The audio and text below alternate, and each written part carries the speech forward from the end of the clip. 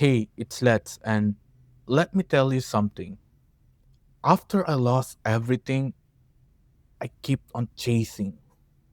Not just the money, I chased the old life, the what ifs, the version of me that didn't screw up.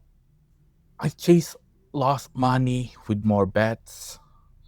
I chased lost time by beating myself up every night. I chased broken relationship trying to fix what's already dead inside, and every chase I made makes the pain even worse. I was drowning in what I couldn't get back. The brutal truth: stop chasing what's already lost. Money, time, people, or even chances. We need to let it go.